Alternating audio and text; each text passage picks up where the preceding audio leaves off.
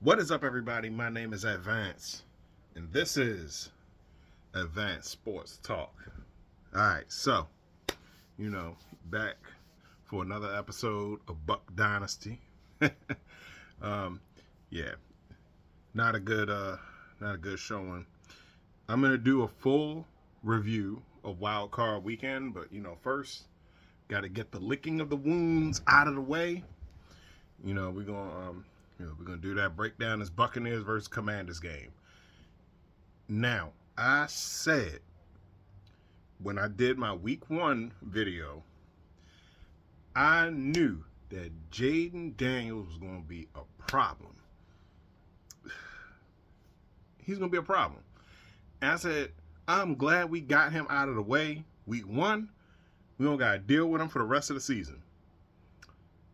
I came in, I was ready to face either Detroit or I was ready to either face Detroit or the Vikings. The Lions or the Vikings. I would have much rather face them. But there go the Rams. Always having to, mess stuff up. I was about to curse, but no, like always messing stuff up. Sometimes they good, so they might have a tiebreaker on you. Other times they don't got a tiebreaker on you, and yeah, but it's neither here nor there. So third seed, we got matched up with the Commanders, and it was a pretty neck and neck game. Although I think in the first half we was really handicapping ourselves a lot. I saw a couple of other guys' perspective on it or whatnot. I did not know that Baker Mayfield only threw the ball 18 times in this entire game. So, yeah. Yeah, I said we got to have a balanced attack. We didn't really start airing the ball out until later in the first half. Like when we was getting ready to go into halftime. When we went down the field and Mike Evans got that touchdown. Like that was when we really started to really open up our offense. I don't know what happened. I know when we slow down and we play our own game, we lean on our running backs. We tend to succeed a little bit, but we that can't be all that we do. So yeah, but yeah, we was it was 10-10 going into halftime, and 20 to 20 in the fourth quarter. Now, actually, we was up 17-10 or 17-13 until there was a botched handoff with I think they was trying to do pitch a reverse. They was trying to do a reverse, and I don't know who was out of position, whether McMillan was not close enough in Baker's pocket, whether Baker didn't step out far enough, or whatever the case. But that caused the key fumble, which set Washington up in the red zone. And from then, it was Scary Terry that punched it in. Well, actually, he snatched it out the air for an easy touchdown. The only thing good about that is that it got me some money on a parlay that I had. It was Mike Evans paired with Scary Terry. But yeah, so I knew that they was going to score. I didn't know they was going to outscore us. But with that being said, the game was still close. It was still manageable.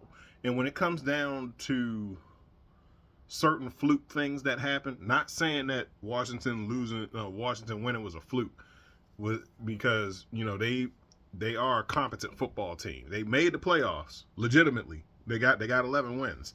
So, but when you make fluke mistakes like that and you beat yourself, that's when that's what will cause you to lose a game. And this was a game where the margin for error is just so slim. And it's slimmer than the normal margin for error because, like I said, it was 20-20. So yeah. Well, no, at that time it was 17-20. I mean 17-13. Yeah. Then they scored a touchdown, went up 17-20. We scored a touchdown to tie it, and yeah, and even then that drive was weird too because we was on the goal line. Now, initially when I looked at it, it looked like everybody jumped off sides because I'm like,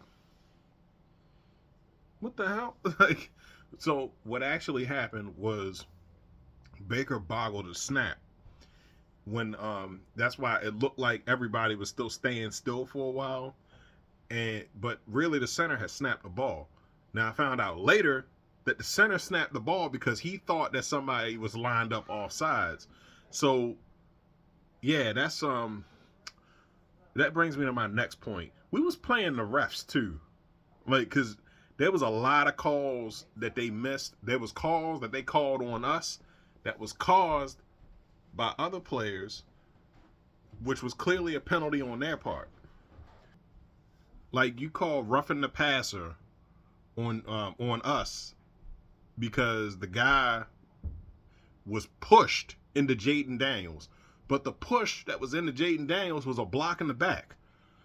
Like, come on now, and then y'all showed it. So y'all showed it on the TV, so everybody saw that it was a block in the back. Now, the things that Washington did right was actually it's the same thing that we've struggled for like the last 3 games. Is the pass rush. So every time we hike the ball, there's 3 people in the backfield. So, and the fact of the matter is that we waited too long to realize how we beat them last time. Because there was a few times where Baker tried to take off running, on a design run, and I'm saying to myself like bro, Baker, you're not Josh Allen, like like you for damn sure ain't Lamar, but no, like bro, like you can run, but you can't do design runs like that. Like you got to spread the offense, do a couple of pump fakes, and then take off. So, but the real weakness was there was the shallow crossing routes that we failed to miss, slant patterns and whatnot. You notice that one when we hit McMillan up the middle and he had like 20 yards.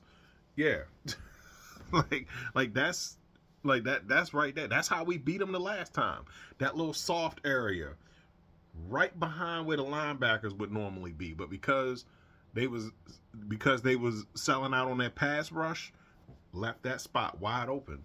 But because we didn't have any shallow crossing routes, or check downs or whatever, they was all like it was all deep routes. So of course, naturally they was getting home. So yeah, they was getting a lot of pressure on Baker. Pocket was collapsing. Sometimes Baker ran into sacks, kind of, giving me flashbacks of Jeff Garcia. Now, moving on to the defense. Defense actually did a good job. Okay, yeah. Jaden Daniels had 268 yards passing. But the score was 23-20. This is a team that put 36 up on the Eagles, but a couple weeks ago. No. We won a couple weeks ago, but yeah, it was recent. And on the flip side, commend them for holding us to 20 points when we're capable of scoring 40. So hey, you know what I say? If you hold certain teams to a certain level of points, you should win. And the Commanders did. Yeah, we kept the run in check. What was it? 3 players? No, both of their running backs, all of their running backs and quarterback didn't combine for 100 yards. Yeah, it's just those 2 mistakes that messed us up on offense. That is the reason why we didn't win the game. Hey, defense got some key stops. They did stay on the field a little bit too long, but when we needed a stop, they got it.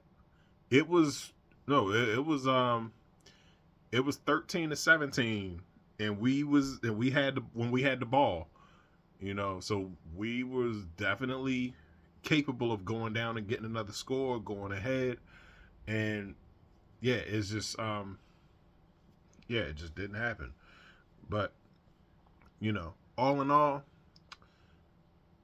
I am upset about the loss, but it was a good season. We won our fourth straight division title. Hopefully this is enough to get people to stop saying no. It's Wednesday, and I'm still seeing people say fire Todd Bowles. No, Todd Bowles does not need to be fired. Yeah, like this team over the last 3 years under his leadership has done well.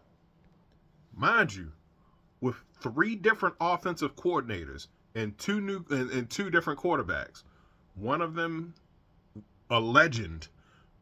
Argue no, without question, a legend.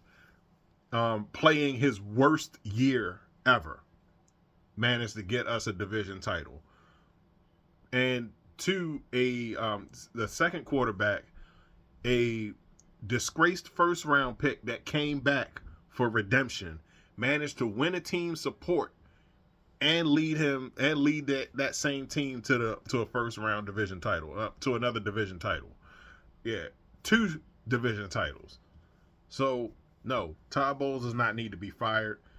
Y'all need to quit these ridiculous expectations of black coaches. Like, what more do you want? We made the playoffs. We are under zero pressure to win a Super Bowl because we just won one 4 or 5 years ago. Not only that, but we made history while doing it. As far as I'm concerned, I don't care what nobody says. We got the dopest Super Bowl ring. Like, but in any case, this is the end of the road for the Bucs. But we still got 2 more rounds of the playoffs to do. I need to do a full wild card week breakdown, and because the amount of people that got the shit slapped out of them this week is ridiculous. I'm not talking about teams. I'm talking about people that did disguised stiff arms.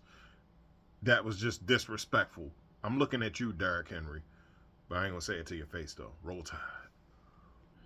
Yeah, Derrick Henry slapped somebody. Yeah, Lamar Jackson slapped somebody. Isaiah, you's likely to get slapped somebody. Bucky slapped somebody, giving new meaning to the phrase "knuck if you buck." Baker Mayfield did a shoulder charge for something. I said, no, like don't do that again. That's how Carson Wentz got injured. His mind ain't been the same since.